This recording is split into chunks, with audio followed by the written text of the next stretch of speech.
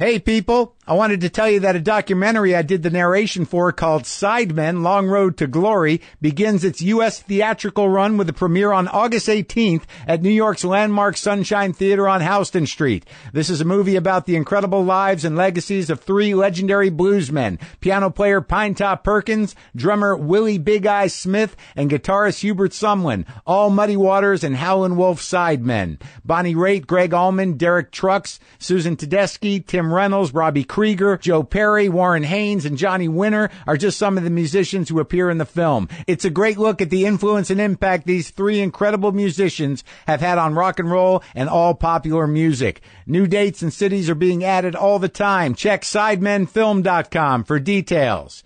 Yeah, the blues, man. All right, let's do the show. Lock the gate!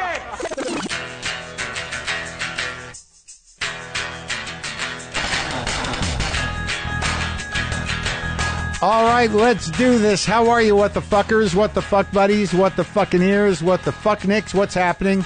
I'm Marc Maron. This is my podcast, WTF. How are ya? How are ya? Huh? How are ya? That was annoying. What was that? Where did that come from? How are ya?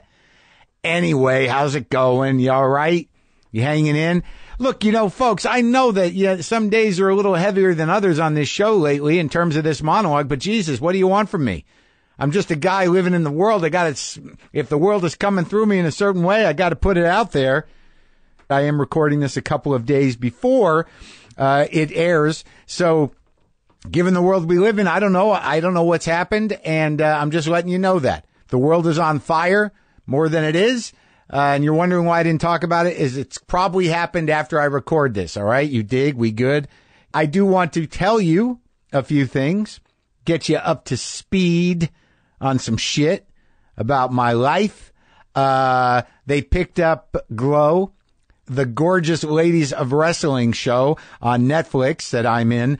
They picked it up. Netflix is going to do another season. We start shooting in October. There's some news. So for those of you who like that show, it's coming back. And I'm going to challenge myself even deeper as an actor. That's my plan. And my guest today, Jason Leigh, I'm going to pester her for tips. A little bit. All right. I had to. She's a great actress. I was happy to have her here. She's in an amazing new movie called Good Time. And I wanted to be annoying. Yeah, that's what I set out to do. I wanted to annoy her for some wisdom, for some acting wisdom. What's been going on? What have I been putting in my head? Oh, this is some good news. The Lee Morgan doc that I talked about, I called him Morgan, is now on Netflix. If you want to learn about Lee Morgan, I'm sort of still down that rabbit hole. I'm mad that I can't see Kamasi Washington and Herbie Hancock at the Hollywood Bowl on the 23rd because I'll be away. What else? I watched the entire 10-part documentary. I think I told you this, of Ken Burns and Lynn Novick's Vietnam in preparation to talk to them. I did talk to them. You will be hearing that soon. And that blew my fucking mind in a good way and in a fucking horrifying way. Oh, yeah, Mississippi Records, a label I had no idea anything about, sent me a care package, and there's some fucking amazing records in there. There's a Jessie Mae Hemphill record, just fucking raw boogie-ass blues, like John Lee Hooker style. Didn't know anything about her. Love her. And then there's this beautiful record, Blind Alan Wilson, the singer of a lot of Canned Heat stuff, the harp player and guitar player, one of the prime movers in the old Canned Heat band. This is an album of just his stuff.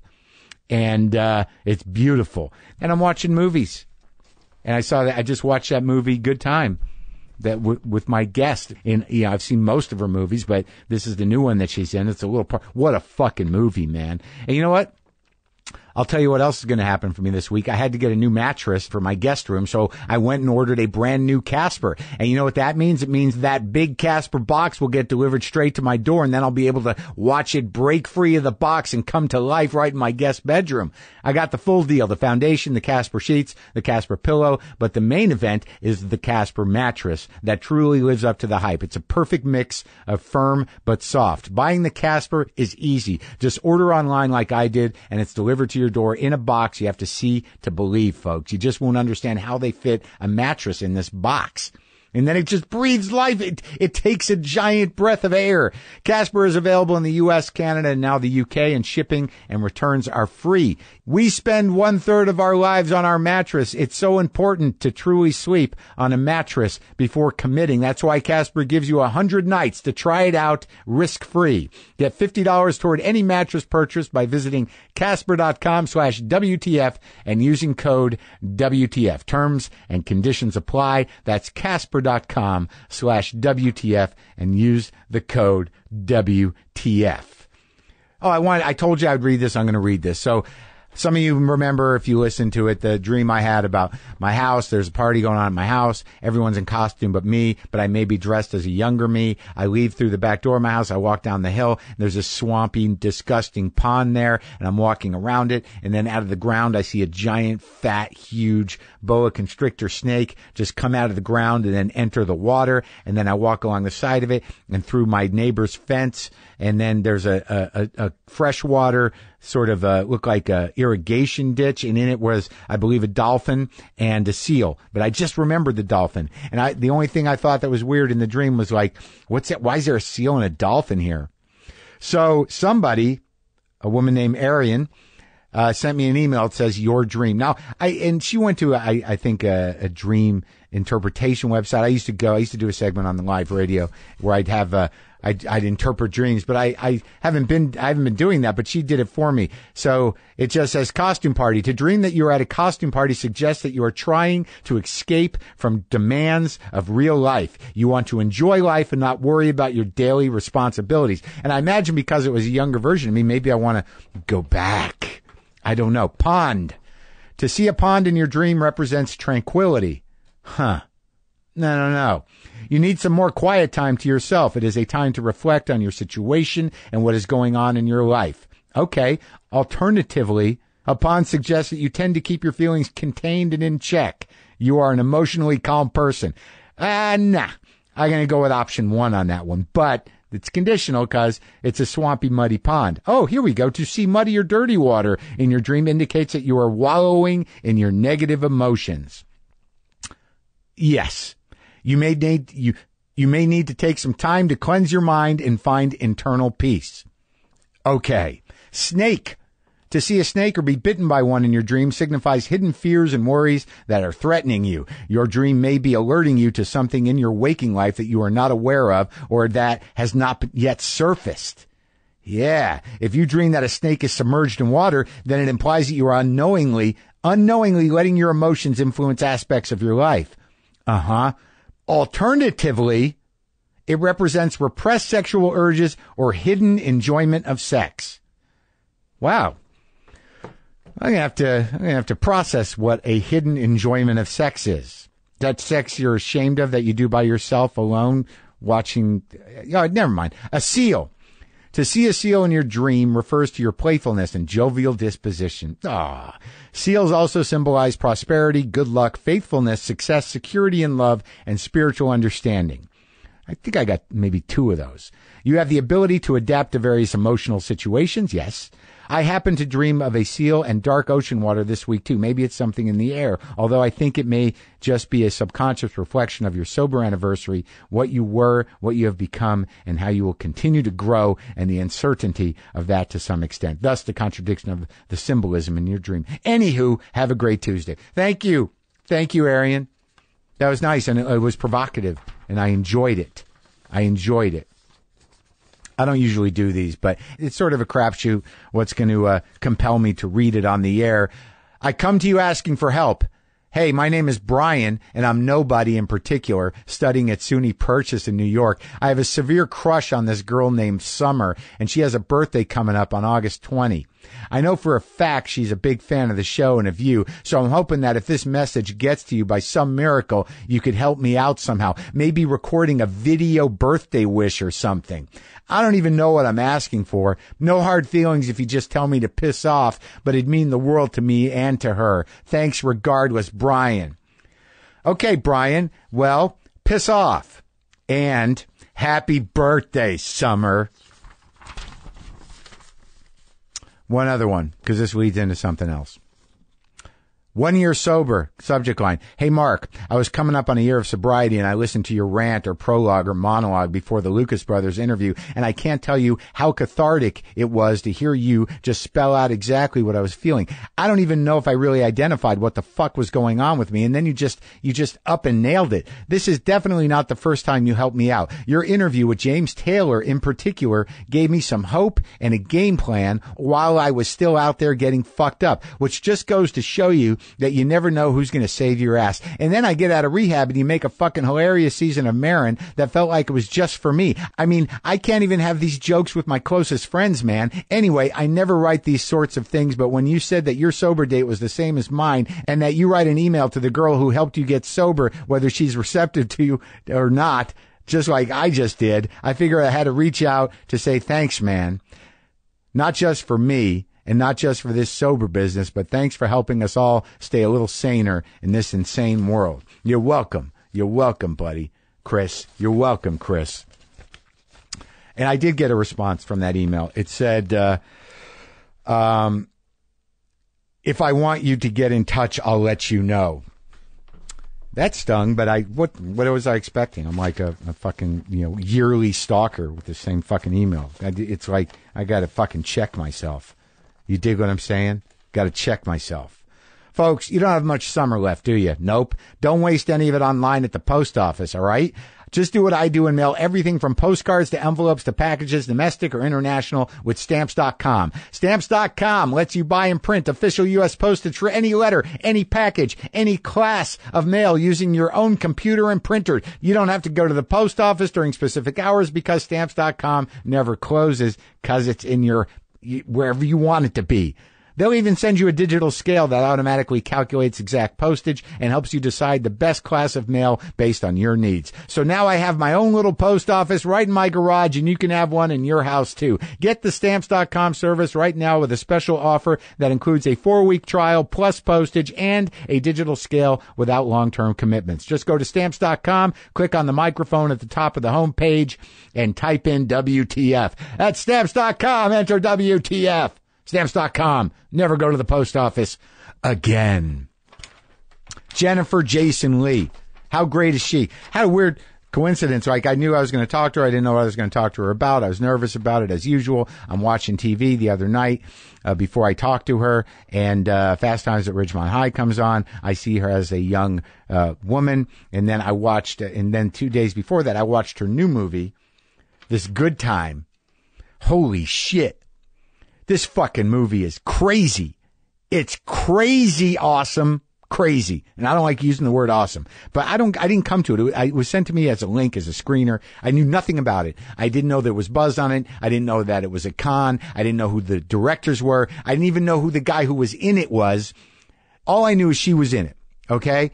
And I watched it and I couldn't believe it. Like, it opens and I never knew what was going to happen. It's basically a movie about a bungled crime that just keeps getting weirder and crazier.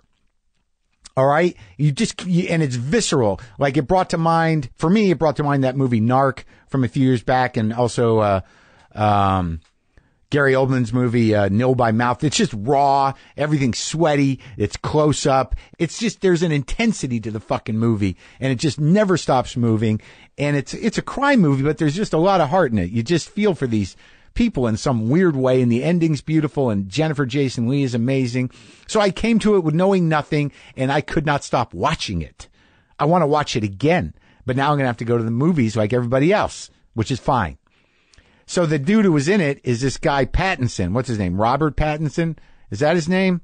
I told my friend Lynn I saw it, and she's like, "How is Robert Pattinson?" I didn't know if he could pull something like that off or act. I'm like, "Who is he?"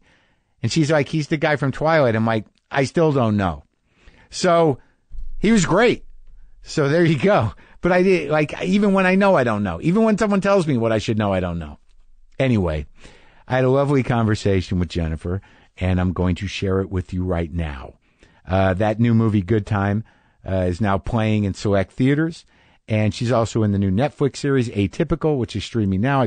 She's also in the new Twin Peaks for some episodes, and she's been with me all my life, it feels like. So this is me talking to her the best I can.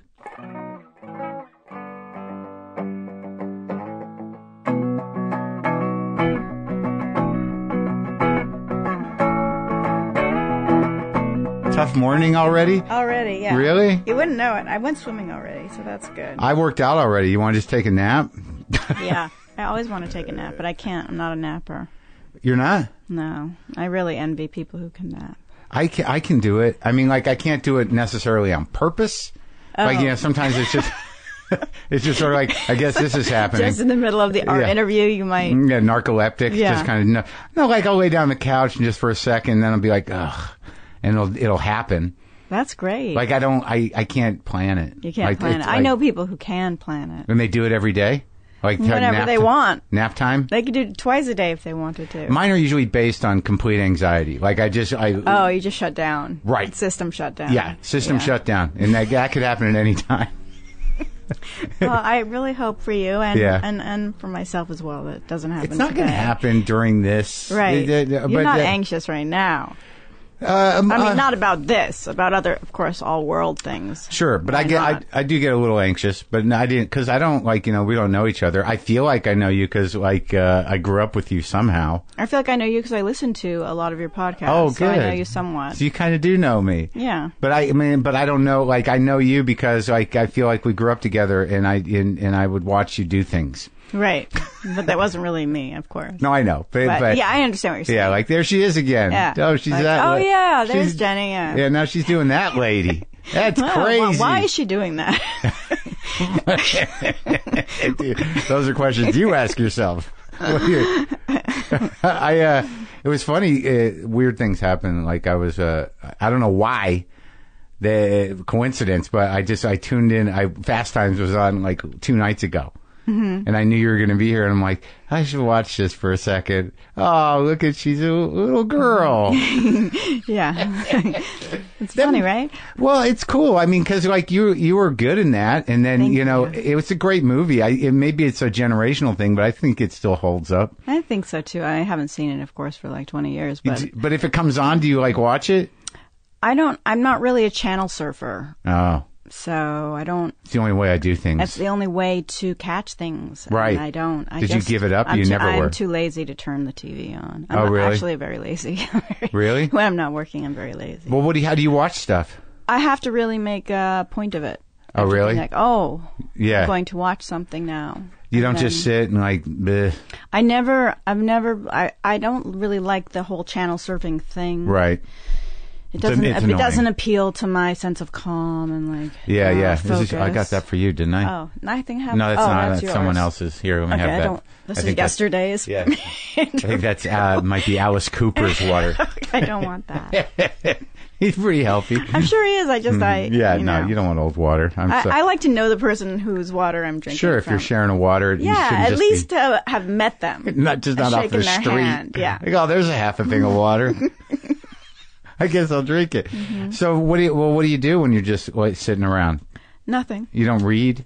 Oh, I love to read. Yeah. Oh, good. Yeah, I love to read. Have you read anything good lately? Well, I'm reading. I love the St. Auburn novels. I just really garbled that. Garbled it. The St. Auburn. As I'm drinking water. Take two. I'm doing the Patrick Melrose novels. Did you read those? No. What are those? Okay, so they're by Edward St. Auburn. Yeah. And they're amazing. Yeah? Really, truly amazing. So you're one of those people that can, like, read for entertainment? Yeah, I can read for... Like, my mom's like that. 8-hour chunk of time. Yeah. And my mom will sometimes just read shitty books just because, like, she likes to read them. Just likes to read. Yeah. The big novels that, like, are just, like, entertaining. But, like, for me, like, someone's got to refer me to the fucking book. It's got to be a good book. Yeah, I want it to be a good book, too. It's got to be a genius who wrote it. Yeah, you know, or else I like those, too. Right? Yeah. But my mom could just read garbage you get in the supermarket. You know, just kind of like... Yeah, I can't really do that. Well, I don't know if it's garbage. I don't know if I couldn't do it, but I would rather not read than read garbage. I'd rather look at a beautiful magazine and look at pretty pictures of things I might want to buy someday. Yeah. You know, or look at pictures of pretty houses and things like that. Oh, pretty houses. Do you look at real estate sites and stuff? No. But I mean like a magazine, like a... Oh, yeah. Architectural like Digest or something. Dwell. Like, yes. Dwell. Let's go, Echo. Let's do it. And you like to look at stuff you might buy? I have a problem. Like I don't do that so much. I mean, I do have a like I can go on Net-a-Porter and do some damage or, you know. Right. Yeah. Those are dangerous. I mean, that's the danger of having a phone where you can actually make purchases while you're lying in bed before you go to sleep. You can do anything. That's dangerous. Yeah. Like, why not feel that?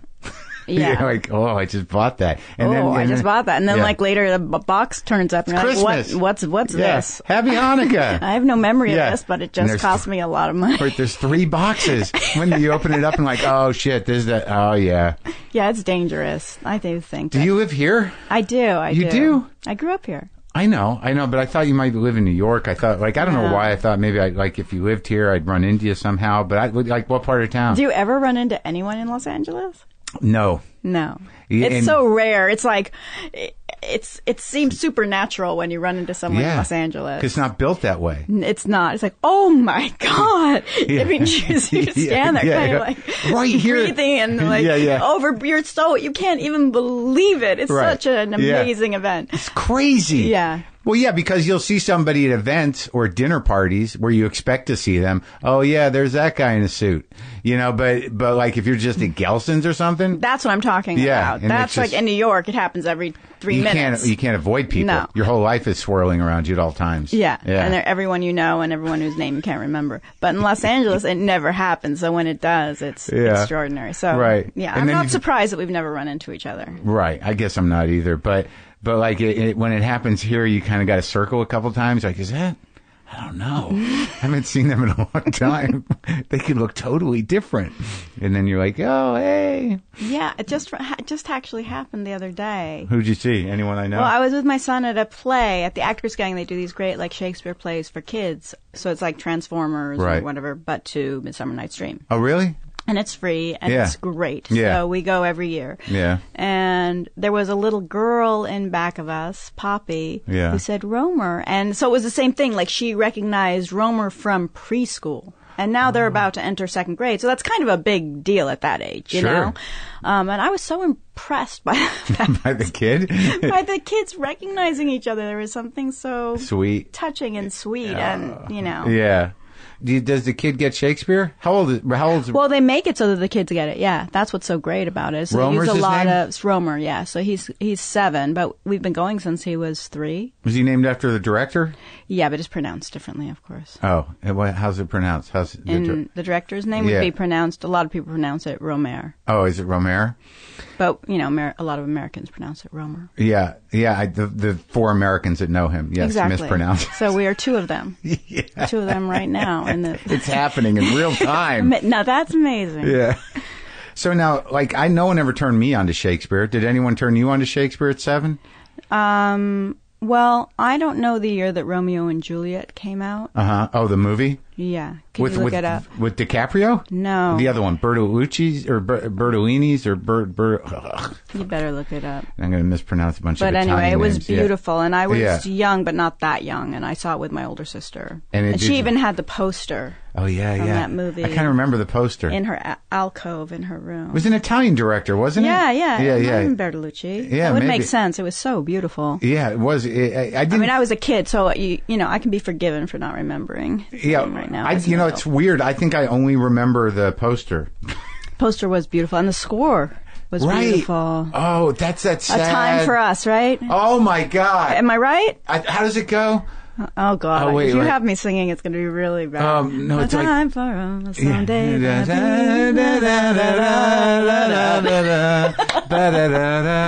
exactly. Wouldn't it be great if we were remembering the wrong song for the right movie? Or you know what I'm trying to say? But I do believe that was the song. Oh my!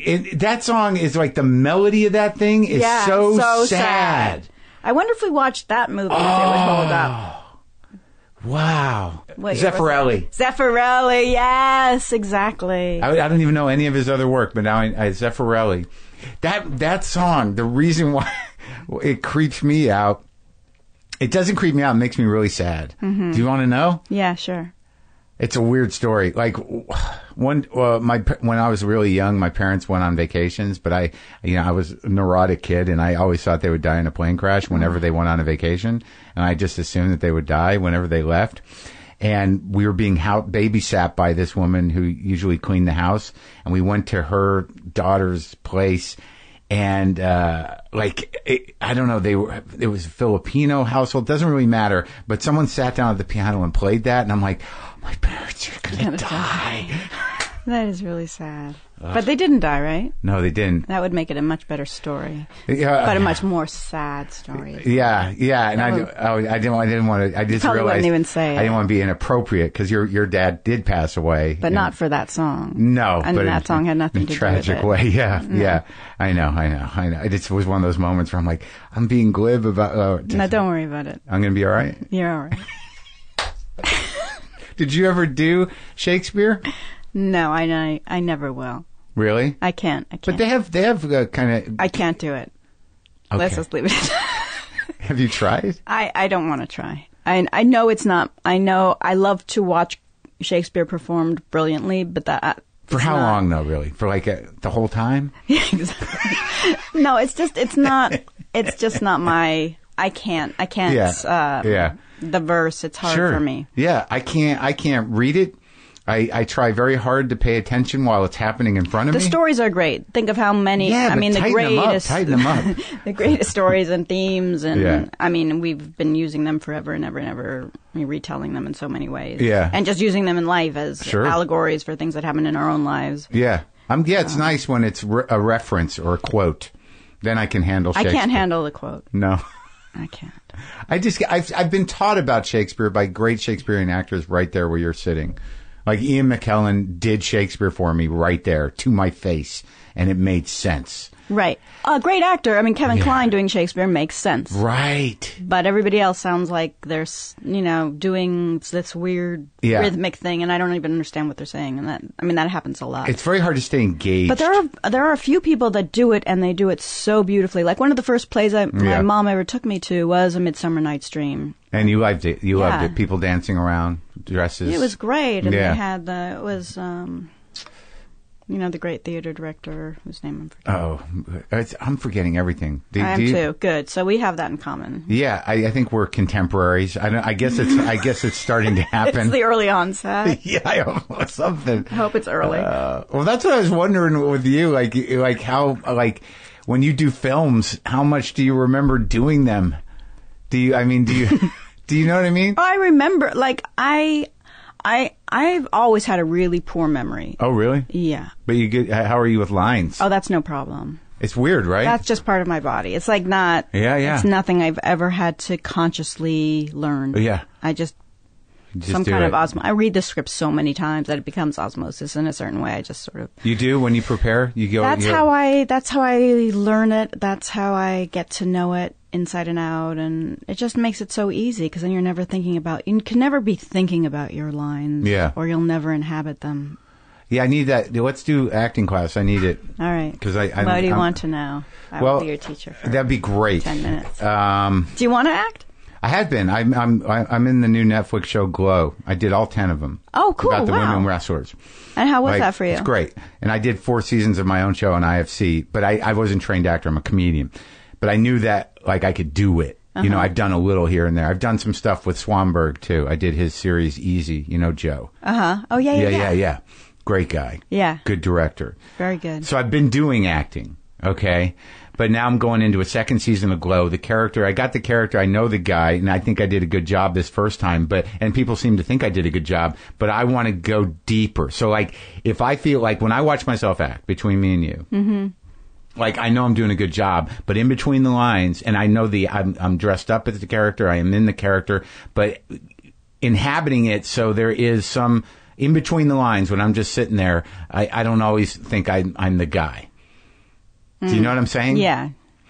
And that's not a good feeling, right? It's not that I'm sitting there going I'm just jerking this off, I'm just acting here. I don't feel that in the moment, but there's something about being in the body, about that inhabiting thing, where I guess it's just a complete lack of self-consciousness that you have to learn as a skill mm-hmm. because you're just doing it in 5-minute chunks or whatever. Because there's that cut, and then you're back out and just staying in.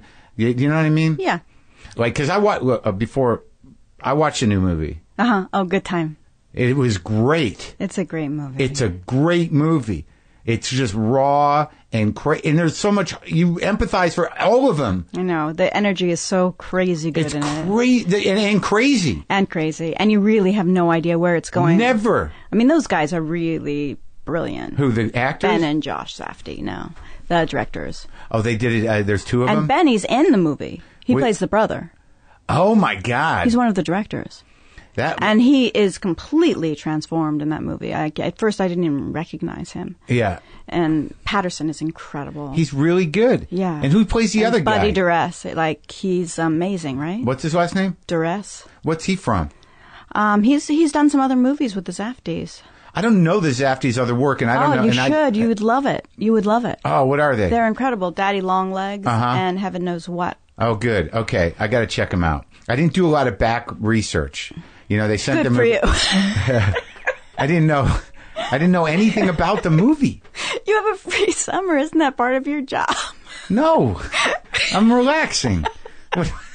I watched the movie, Jennifer. I watched the movie. What do you want from me? Good. That's good. I could have come in here and be like, true. And look, you channel surfed and saw some of Fast. Yeah, Fast Times. You got it down. I'm all down. I get beginning and the end That's here. Good. Yeah, I'm impressed. Now you just got to fill in the center. Okay. It's easy. Okay. But no, think about it though. I came to that movie not knowing the director, not knowing it was a con, not knowing, how big your part is, not knowing anything about it. I didn't even know who Pattinson was. When someone goes, someone said, how'd he do in this? I was wondering if he really act. I'm like, what else has he been in? And they're like, Twilight? Is that it? One of the vampire things? I'm like, I would not know that. How the fuck would I know that? Right. So everyone was new to me. That's so great. Except for so you. Great. Right.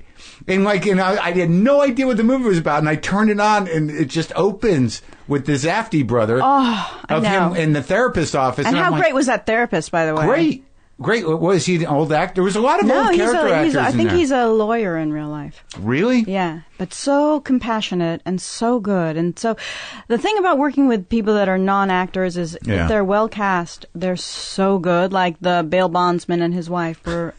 He was great. They're real. They're real bail. Yeah. That's their place. No kidding. Yes. Their operation of business, and that's what they do. Oh, my God. So they're so good that, you've got to be like... It's a risk, but if it works, it's good. If it works, also it makes the actors have to you really have to be in it, and not, otherwise you look like you're overacting. Yeah. Well, I noticed that there was an energy to it. There was a rawness to everything. And the violence in it. I don't know how they did that. The movie was made on a, shoestring budget. Yeah. And those punches, when they land, it hurts your stomach. I mean, you feel it. It's like watching Raging Bull, but right. In the sense of being in that moment and feeling so... Yeah, visceral. Absolutely real and visceral, yeah. Well, I'm happy that you had such a good experience. I did. It's such a great movie. But your part, we could learn some acting from that part. Because, it's not a huge part, but, within seconds, you're not entirely sure of who that woman is, but, then you realize, you kind of do know who that woman is. How do you prepare for something like that? You read the script over and over again? Well, no, here's what they did, which is really interesting, and which, Quentin Tarantino also does, which they wrote a whole backstory for the character. You like that? I love it, yeah. Because if they don't do it, I have to do it. So it's nice to sort of, and when I'm doing it, I'm just creating it off of the script and my own imagination. Right. And maybe some research, auxiliary, research I've done or whatever. But when it comes from the director, this is really what they want. And so they had an entire backstory for this character. They had images for this character. And okay, so I don't think that would be any spoilers. What was some of the backstory that you locked into? Well, just the difficulty of living with her mother, her mental illness, the medication she's on, how she first met Connie at a drugstore. Oh, okay. Oh, wow. So they wrote a whole novel behind this thing. Yeah, literally. It was 10 pages long. And, oh, wow. How, what their dating was like, and how the mother never liked him, and And what do you do with that information? I was giving backstory on my character, and I took it in, but I was I don't know that I used it. You consciously use it? You consciously integrate? You take... I think so. I try to. It's if they gave me a list of, prescriptions she was on, I read about each one. Right. Okay. So they gave me the name, and then I do the research on that. And right. Oh, I see. So, and if somebody asked you about, so what's your relationship like with your mother, you'd be able to answer it fairly specifically. Yeah. Yeah. I get it. So, the thing to do, I would say, if sounds really silly, me giving you any. What are you but talking I would, about? no, just if you're in a scene. Yeah. And you're feeling sort of out of body. Right. Is to get back into your body by something, even if it's just scratching your arm. Sure. It's going to give you a physical sensation that is real, that grounds you. Right. Get in the present. Yeah. I can do that, but for some reason I always think that there's some trick that's going to make me just have this guy's memories. Well, yeah, if you keep a journal, the first thing my mother instilled in me was, a love of research, but also she said for every character I did, and this is when I was doing plays at school, to keep a journal for the character. What were some of her movies? She wrote Georgia. Oh, that's a good movie. Yeah, she was a great writer. She wrote Pollock, Jackson Pollock. Oh, yeah, with who played Pollock again? Ed Harris. Yeah, that was good. Yeah, and he directed it. He was amazing. That's great. She wrote The Company for Altman. You got to work with him. Mm-hmm. So what was he like as a director? Oh, fantastic. I mean, because I love that movie. I love Shortcuts. I'm one of the few people that thinks it's I've always thought it was a celebration of life. You are one of the few that think that. I don't know why. Maybe it's because I'm a depressive or an anxious person, but I thought it was... You felt right at home. Yeah, I just felt These are my people. I felt like it was honest, you know what I mean? Yeah. I get that.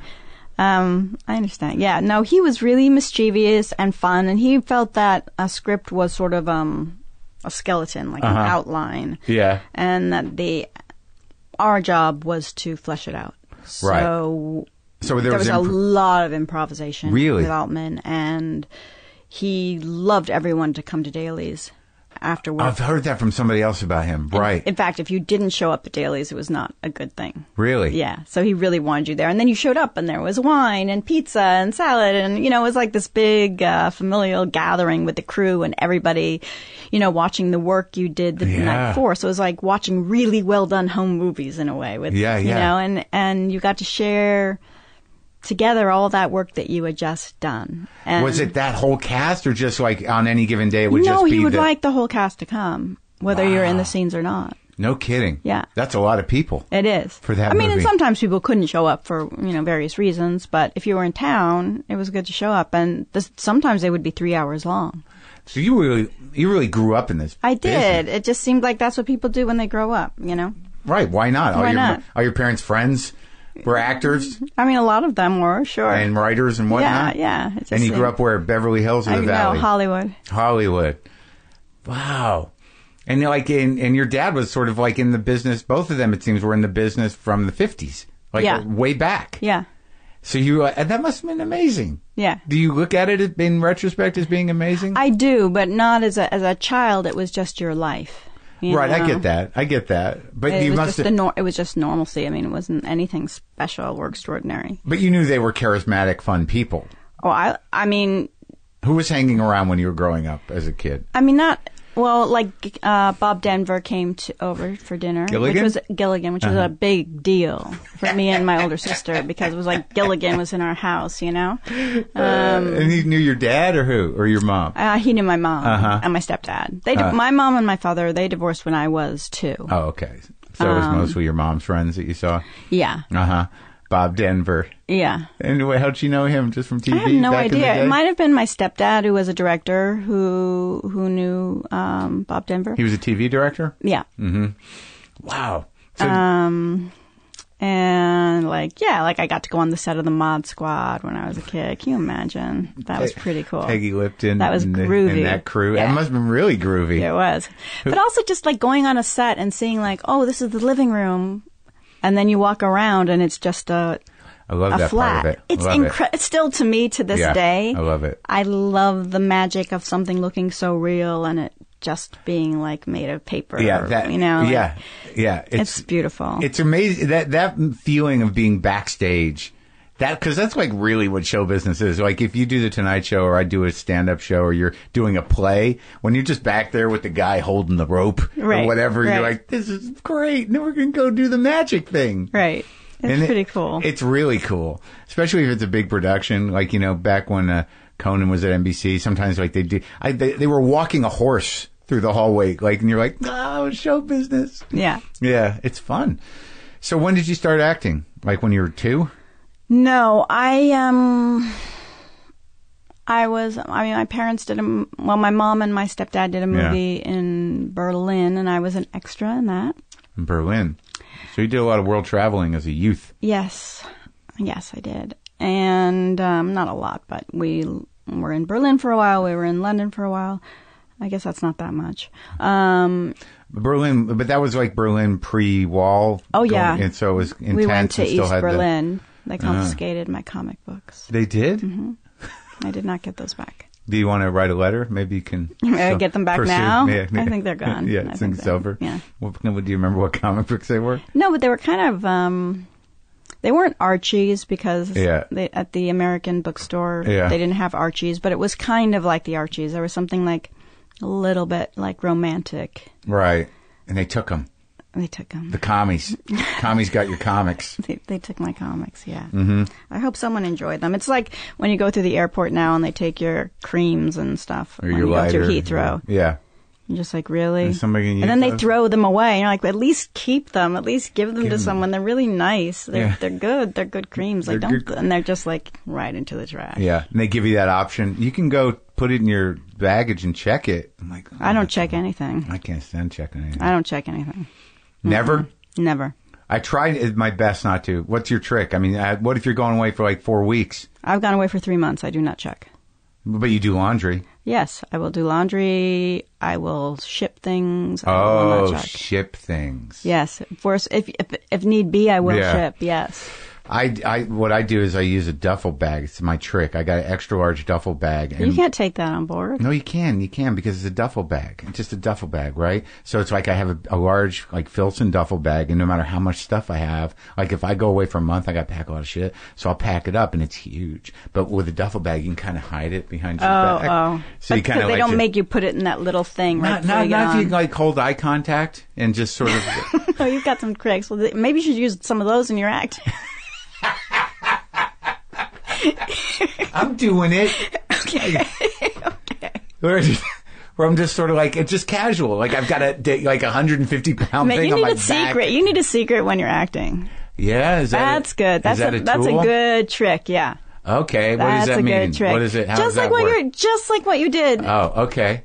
Okay. Just something that you don't want anyone else to know about that keeps your mind on that. Okay. While you're doing the scene. Just another extra thing. Or like, did I leave the oven on? Right. Yeah. Yeah. Like it doesn't have to have anything to do with the scene, just with your character and just with your... You're kind of thinking about something else. Yeah, like in this case, you're thinking about, are they going to realize that my duffel is too big? Yeah. It's not going to fit overhead and I'm not going to be able to shove it under the seat. Do the thing where you take the blanket out and you try to hide your luggage under the blanket. Mm-mm. Have you done that on the plane? No. Wait, no, I don't know that one. That's, how they always want you to put everything overhead? Right. But sometimes you don't want to put it overhead. So you just wedged a blanket there? I just put a blanket over my lap so it looks like, and then I hide it. Oh, good for you. On the floor. Yeah. No, I haven't done that one, but usually I can get it through because I know it'll fit in the thing because it's soft. Right. So you just kind of wedge it up there. Where'd you start learning how to act? Well, my mom actually didn't want me. I loved acting all the time because I was a shy kid, so it was a way for me to come out of myself and make friends. Yeah. And because when you're a kid, acting is just playing house, really. Right. So, yeah, when I was a kid, it was like, you play divorce, I'm serious because it was the 60s, so everybody's parents were getting divorced. So it'd be like, I'll be married to you, and then later we'll get divorced, and then... That was the way, that was part of the game, the playing house bit? Yeah. That was all part of it. And I'll divorce you, and I'm going to marry him, and then I'll marry... That's cute, but sad. Yeah, it's life. Yeah. But, yeah, we didn't think it was sad. No. That's what's so funny about it. It's like, because it happened when you were young. Yeah, because it happened when we were young, and it's just like the way things, Everybody, it was happening to everybody. Not everybody, but a lot of people. And how many siblings do you have? Well, my older sister just passed away in December. Oh, I'm sorry. And I have a younger sister, Mina. Oh, that's okay. We're very close. Oh, that's sweet. So you didn't but your mother, did she teach you how to act? Did you you must have schooled somewhat, no? Never? Yeah, I did. I went to Lee Strasberg had a summer program in Los Angeles, at the Lee Strasberg Institute. Was he there? No, he didn't actually teach me. But I took classes there. John Lenn was a teacher I studied with for years. I've heard his name before. He was a great teacher. Yeah. He just thought we all have so many characters within us, and the only difference is the behavior. So he was very much about behavior for the characters. What does that mean exactly in your mind? So we all have characters within us. It's just a behavior. Well, how would you describe behavior? What someone does physically, yeah, right? Yeah, exactly. Behavior physically, and I guess what they actually do. Yeah. But that could be talking, could be anything. Yeah, exactly. So it's actually anything, but it's anything that changes you. Oh, I get it. So you're just it makes you become more the character. So some characters may use their hands very expressively, maybe someone who does a lot of speed or something, might. Sure. Or you choose not to use your hands. Or someone might be very, very still. Yeah. So you make choices around the behavior. Yeah. But the characters... That's how you find the characters through the behavior. Well, I did that. So good. Check. You're done. You are good. I'm fucking on top of it. Now you got the secret thing. Yeah, the secret thing, the behavior physical thing. You're done. You're yeah. good. What else do I need? The journal. Oh, that's journal. work. That's I didn't know if we followed through with that. What do you mean about journaling? You write you write as much as you can about the character and early memories that have, maybe you reference your father in one of your scenes. Right. But right now, when you're referencing your father, you might just be referencing your own father, or you might not be thinking about anything. That's right. That's the bigger problem. Nothing. You're just thinking of saying, just in it. Remembering to say father, and then whatever the rest of the line is. Well, I can attach emotion to it. I don't have, I can look at a script and I can know where the emotions are and feel those things. But some part of me goes if I really want to take this to the next level or have a different experience with it, I should not just have the emotions and the words, but they should connect. Well, you shouldn't be directing yourself in a certain way. You should just be alive. So the idea of writing a journal is to write, let's say, 3 or 4 memories of your dad. Oh, okay. When you were little. So even if you're not... Of the character or me? Of the character. Yeah. Dig it. And you can make them up, and they might overlap with some of your own actual experiences if you want, or maybe not. Doesn't really matter. You're not sharing it with anyone. It's your secret. And then when you talk about your dad in the scene, even if you're not consciously thinking about it, because you wrote those memories down, it's going to come through in a more realized way. You did the ritual. Yeah. So now the magic happens. Hopefully. Yeah. That's right. Could end in divorce. Yeah. I could just say, we're not bringing him back, Yeah, that's right. Yeah. Well, so you just did the Hateful Eight with Quentin, or you done other ones? I can't remember. I just did that's the only one I've done. Yeah, and those scenes like that, because it was like a play. I mean, you're on that set, that one set. And talk about the magic of a set. I mean, that place, Minnie's Haberdashery, was built in Telluride.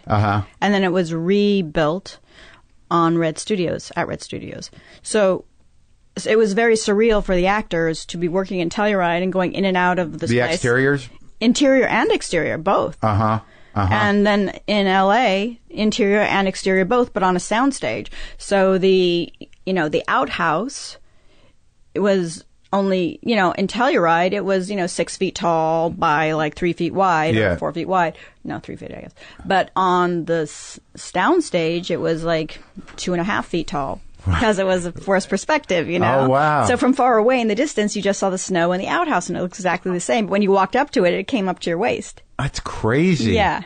I've never seen. Have you seen that before on a set? I've never seen a set of. Well, I don't do any movies. Yeah, so. I've seen it because they do forced perspective a lot, like on Single White Female. That entire apartment was recreated on a soundstage. Oh my God! So you weren't. So the hallways would be, from here to there, but they would look like they went on forever. No kidding. Yeah. I didn't even know that existed. Yeah, it's incredible. Oh my God! Yeah, stop talking about the talk shows. Movies have incredible. Yeah. yeah. And stop. No, I know. Well, I mean, like my experience is limited. Yeah.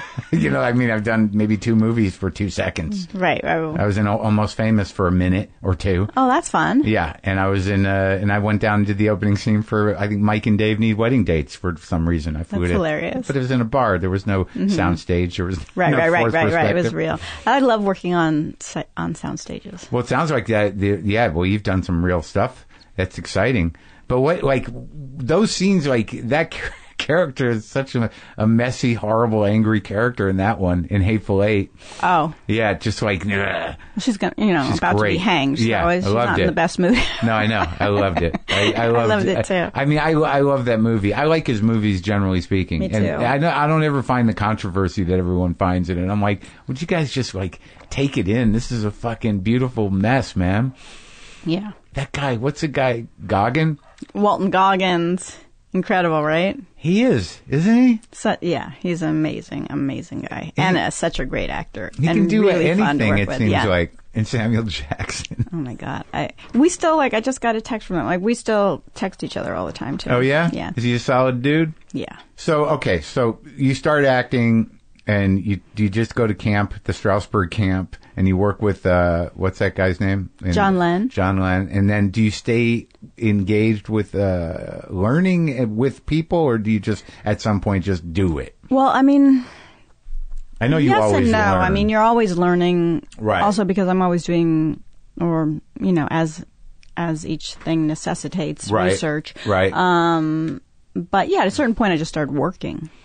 Yeah. And then, there's less time to sort of go to classes. I think I worked with John Lenn for a while in his classes, and then I worked privately a little bit, and then I just was by, At some point, did you feel like you're being, there was there might be an issue with being typecast as like kind of nutty, a little scary person emotionally?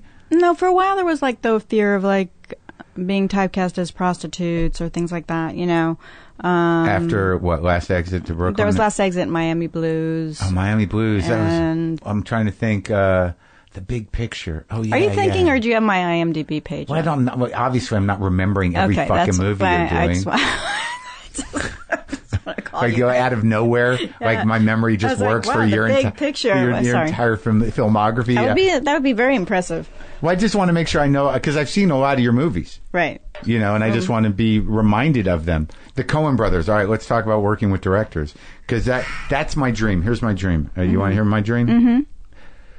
So I've done this TV show. Like I don't need to be a big actor.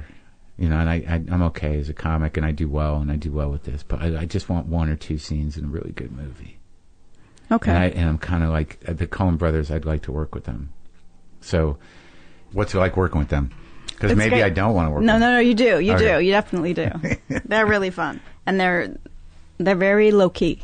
Oh, really? Oh, yeah. Just kind of hanging out? It's like, that was good. Yeah, that was good. Okay, we got that. We can, yeah, very, and they'll laugh if they think something's funny. Okay. But they'll be like, yeah, that was funny. Yeah. They're very, very dry. I love them. They're just both sitting there? They're great guys. Well, Ethan likes to pace. Joel Stan. They're not sitters. Uh-huh. They're not like lazy sitters, like. Because I think there's this mythology of actors sort of of directors guiding actors. It really through their depends. acting. I don't know. Does it? That's not necessarily true. But it's like 50-50-ish? I mean, some directors feel that the biggest, one of the most important challenges of their job is to cast correctly. Uh-huh. And then you kind of, half of your work is done and you can sit back. Other directors really love crafting the performance with the actor. Uh-huh. And so every director is different, and there's no, better, worse, good, bad, whatever. I mean, it's... Well, I imagine the Coens are pretty meticulous with framing and blocking, and because everything is very tight. Like, I was not good at a certain point, I have to slap Tim Robbins. Oh, yeah. This is my big memory from that shoot. Which one? From Hudsucker Prospect. Yeah. And I was not great. This looks like I didn't want to hurt him. And so Joel came up and was just like, do it to me. Just, and that was even harder for me. And so I kept having to like slap Joel Coen's face. Yeah. Until I got it like right. And then it was, when it turned like just a little pink, then he was like, that was good. Okay. And so, yeah. And Tim is like 9 feet tall. Yeah, he's much taller than I am. That's a reach. Did you have to stand on a box to slap him? Maybe I did. I don't remember the box, but that would not be surprising. He is very tall. Yeah, and like there's another movie that I was going through your things because I read that book, Bastard Out of Carolina, and that book like destroyed me. Yeah. And then I remembered seeing the movie, and like I didn't realize that Angelica Houston directed it. Right. So that must have been amazing to work with her. I don't know if she directed a lot. Was that her only directorial thing? I think it was her first, but I don't know if it was her only. She's a good actress. Are you guys friends? Yeah, she's a wonderful actress. I mean, we don't see each other a lot, but when we see each other, it's always nice. So the 2 movies, how many did you do with your ex-husband? 2? 2 or 3. Margot the Wedding, right. Greenberg. Yeah, were you guys still married at Greenberg? Yes, we were. Oh. Yeah. That was shot in my mom's house. You did? Yeah. That's that's one of those movies. There were parts of it where I'm like, I think this is a little too close to home for me. To you? Yeah, a little bit. There's it's not completely, but right. It's of our generation, and it's a particular type of guy, right? And you know those people. Yeah. Now, could you work with him again, or is that not? No, we're friends. Yeah. Oh, you are? Yeah. I guess you have to be when you have kids. Absolutely. It behooves the whole situation. Hugely important. Yeah. Let's talk about Charlie Kaufman. Okay. In Anomalisa, which I thought was the greatest movie. Oh, thank you. Me too. I love it so much. That character that you played. She's so sweet. Oh, my God. I really love her, and I love that he, wrote that for me. That's such a... Did he? Yeah, he did. That was sort of an incredible thing for me. Yeah. Also because I grew up in a family of, like, people with beautiful voices. Yeah. Not only singing voices, but right. like speaking voices. My sisters and my mom, and I always had kind of like the worst voice in the family.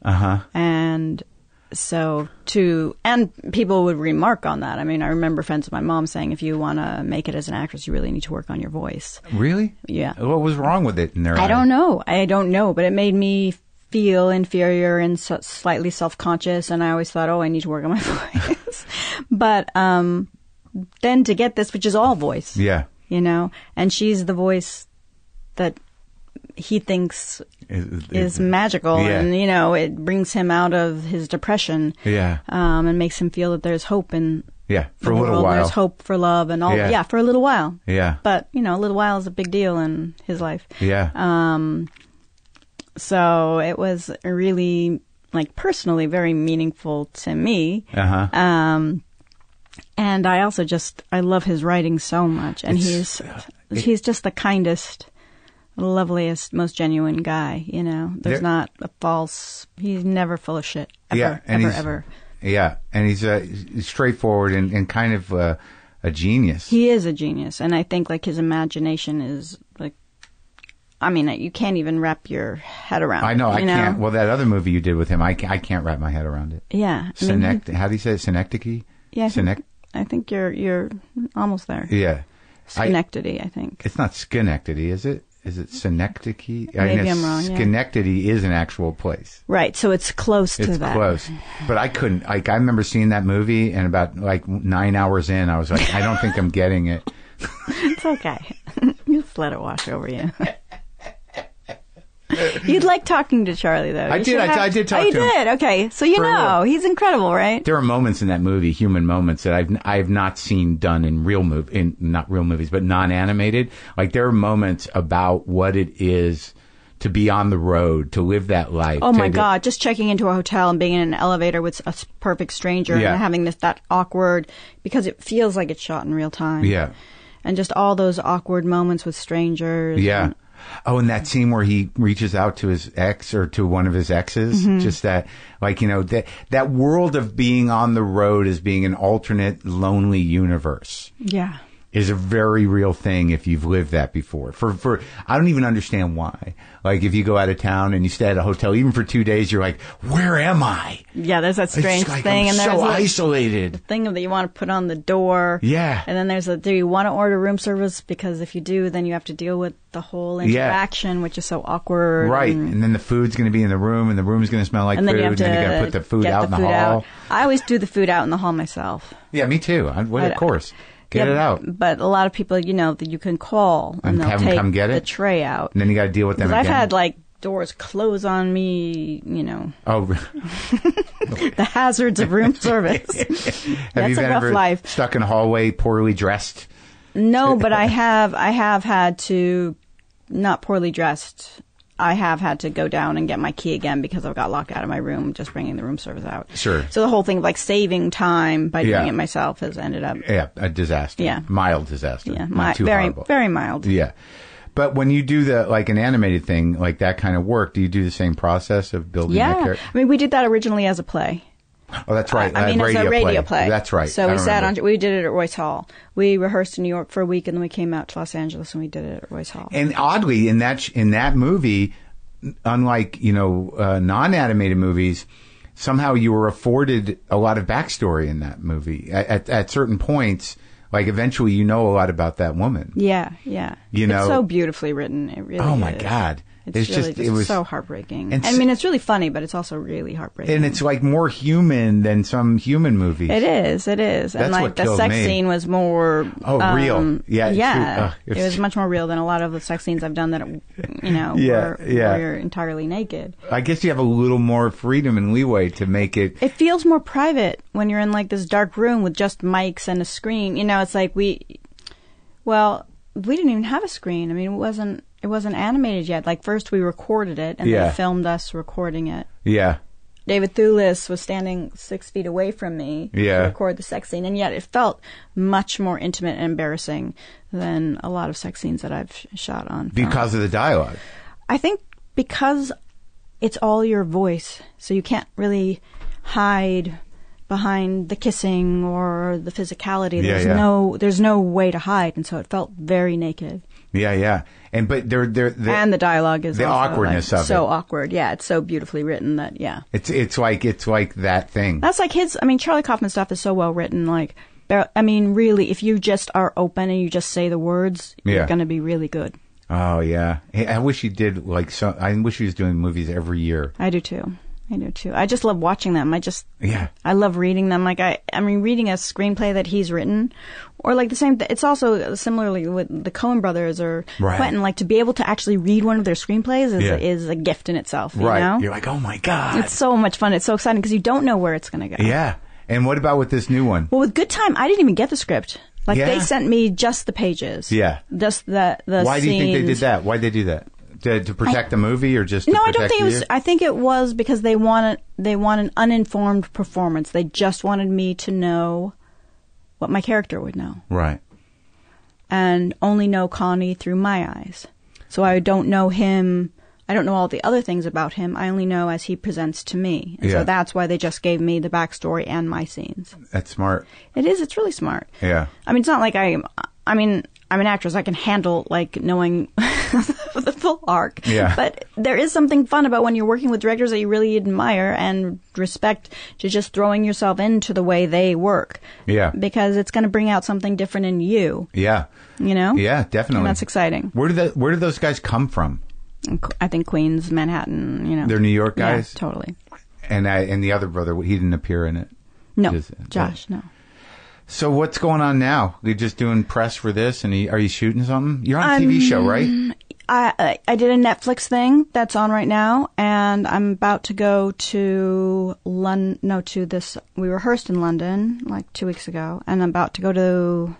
First, I'm going to go on a little vacation, then I'm going to go to the south of France. It sounds like a vacation. Yeah.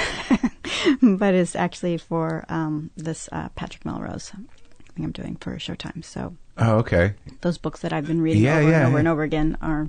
They're going to make them into a thing? Yeah.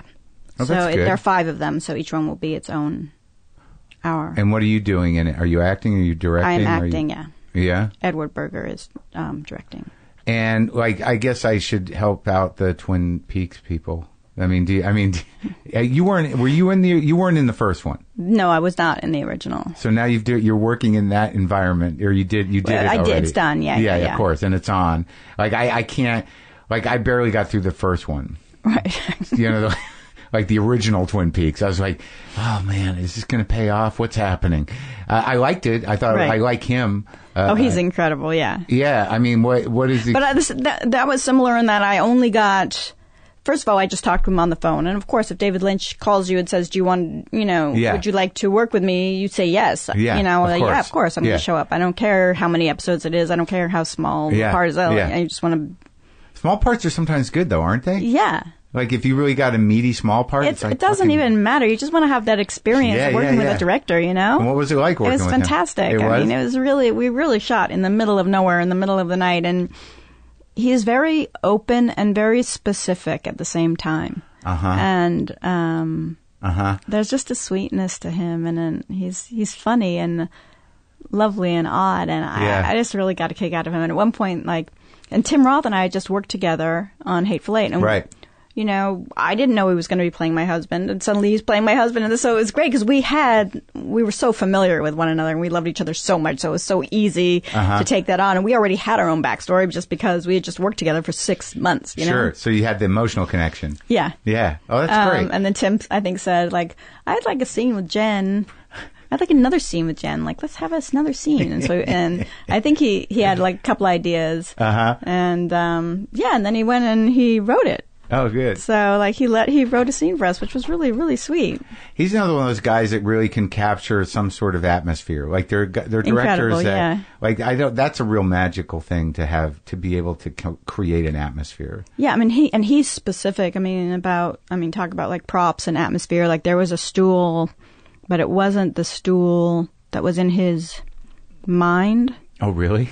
And so there was time taken to find the correct stool. I think he really has images. I mean, he's such a filmmaker, and he's so visual. His movies are so visual. When you think of his movies, you think of certain scenes, right? And images from those scenes. Sure. And a lot of photographers have been inspired by his movies. And, Crutzen, you can imagine being inspired by David Lynch movies. Right. So, so if he has something in his mind and it's not right, he will take the time, even though this was a pressurized budget. They didn't have a huge budget to make this, and it was very, extravagant, and ambitious to make on a little budget, or a smaller budget. And so, it would take time out to get the stool right. Yeah. Well, I could see that because, one of my favorite movies of his is the tractor movie. The one where the guy, what's it called? The something mile? Okay, I'm sorry. Yeah, I don't remember either.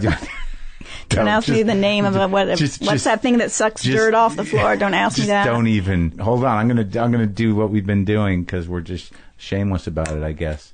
The Straight Story, but that when Farnsworth comes up on Harry Dean Stanton's house, and and Harry Dean's just sitting out there, you could tell that that's meticulous. Yeah. That porch, whatever the hell's going on there, that was exactly. Yeah, he's showing you exactly what he wants you to see. Right. And I think Wes Anderson's probably like that too. Yeah. Every goddamn frame looks like a panorama, like a jewelry box. It's exactly. Like a diorama. Do you do a diorama? That's what I was looking for. Good. See, we work together. I know. I'm telling you, between our two brains, we can figure it out.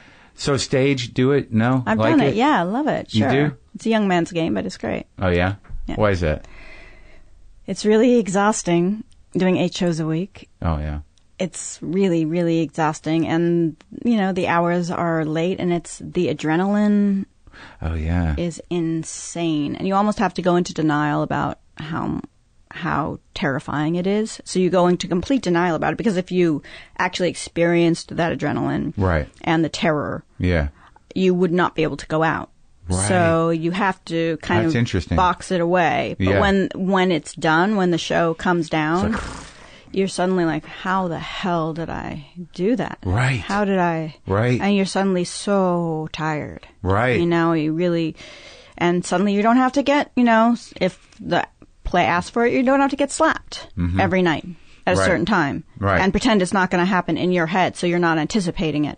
There's all these things it's like at a certain time of day, I remember Jane Addams once said in describing like doing theater, at a certain time of day, your world goes crazy because it's just the same exact thing is going to happen. You know, it's just this, and I would describe it as like this, every day you wake up and you think, oh, how lovely, I can wake up so late. Yeah. And then there's this monster just waiting for you at the end of the day. And I mean, look, if it's the right play, like Cabaret, which I did, I had the best time doing. But still, at the end, I did not have to get slapped every night and thrown down onto a couch. Yeah, and I was singing. Yeah. I mean, maybe not well, but I was singing and I was enjoying it. I can't speak for the audience. Yeah, I really loved all of it. I had the best time. And out of that experience came like Anniversary Party. Which is your movie. Yeah, which is a movie Alan and I directed together and wrote together. And yeah. Are you going to do more of that? You know, you never know. I'd like to. I think I would like to. I mean, I really enjoyed that experience. So we'll see. How many kids you got? Just one. Oh, okay. Well, that's manageable. It is. Quite. Good. Well, it was nice talking to you. Yeah, it was great talking to you. Thanks for coming, and thanks for helping me. Yeah, thanks for helping me. You're welcome.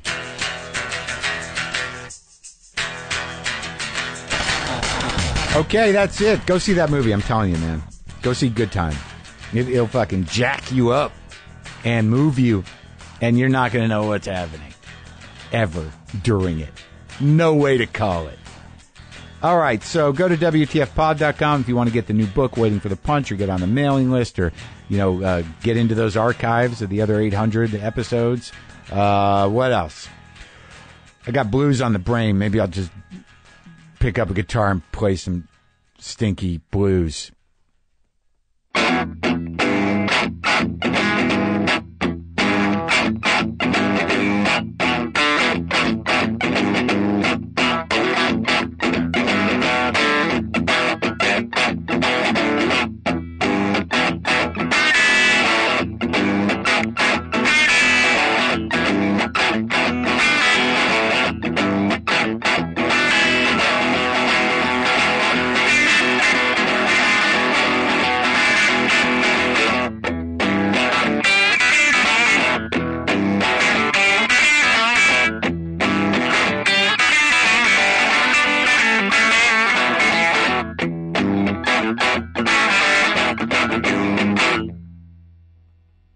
Boomer lives.